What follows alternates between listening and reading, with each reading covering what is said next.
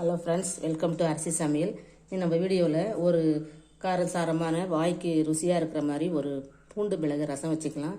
நான் ஒரு அரை ஸ்பூன் மிளகு, அரை ஸ்பூன் ஜீரகம், ஒரு ஸ்பூன் மல்லி, 10 பூண்டு பல், ஒரு பச்சை மிளகாய், மல்லி தனியாக ஒரு ஸ்பூனு, இஞ்சி, ஒரு 4 சின்ன வெங்காயம். இதையெல்லாம் நம்ம இப்போ இடிச்சிக்கலாம் அல்லது மிக்சியில் லைட்டாக ஒரு திருக்கிக்கலாம். தக்காளி 2 தக்காளி உப்பு போட்டு கரைச்சி வச்சுருக்கேன். கொஞ்சமாக புளி, சின்ன நெல்லிக்காய்க்கும் கொஞ்சம் கம்மியாக தான் வச்சுருக்கேன். கம்மியாக தான் ரசம் வைக்க போகிறேன். ஊற வச்சுருக்கேன். இப்போ நம்ம முதல்ல இதை நம்ம இடிச்சிட்டு வந்துடலாம். ரசத்துக்கு 2 ஸ்பூன் எண்ணெய் விட்டு கடுகு அரை ஸ்பூன் போட்டிருக்கோம். இப்போ கருவேப்பிலை போட்டுக்கலாம், பெருங்காயம் போட்டுக்கலாம். பெருங்காயம் நல்லா கொஞ்சம் கூடவே போட்டுக்கோங்க. நம்ம உரலில் மிக்சியில் தான் அரைச்சேன் லேசாக, அதை நம்ம போட்டுக்கிட்டு வதக்கிக்கலாம்.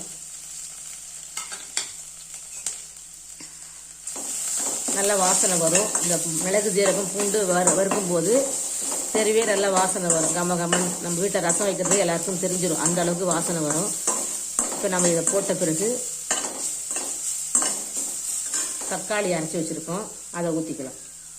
கரைச்சி வச்சுருக்கேன். நல்லா ஒரு வதக்கிட்டு புளி தண்ணியை ஊற்றிக்கலாம்.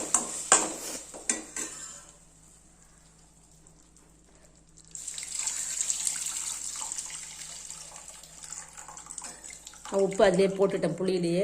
கொஞ்சமாக மஞ்சத்தூள் போட்டுக்கலாம். நம்மளோட சூப்பரான ரசம்.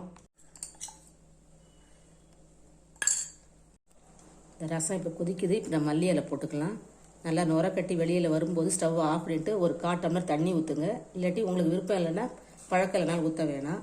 இப்போ நல்லா கொதிக்க பிறகு ஒரு 1/4 டம்ளர் தண்ணி ஊற்றினா போதும். அந்த ரசம் கொதித்த வாடை அடங்கிறதுக்காக ஊற்றுவாங்க. இந்த ரசம் சாப்பிடும்போது வாய்க்கு நல்லாயிருக்கும். சூடான சாதத்தில் இந்த ரசத்தை போட்டு சாப்பிடும்போது நமக்கு காய்ச்சலே விட்டு போன மாதிரி இருக்கும். இப்போ ஸ்டவ் ஆஃப் பண்ணிக்கலாம். அந்த வருங்க ஒரு வா தண்ணி தான். ரசத்தை மூடி வச்சுக்கலாம். நம்மளோட பூண்டு மிளகு ரசம் ரெடி ஆகிடுச்சு. சாப்பிட வாங்க எல்லோரும். பொங்கலாம் எல்லாரும் நல்லபடியாக செஞ்சுருப்பீங்க. எல்லோரும் நல்லபடியாக கொண்டாடிட்டு இன்றைக்கி வெளியெல்லாம் போயிட்டு ஜாலியாக வாங்க. பத்திரமா போயிட்டு வாங்க.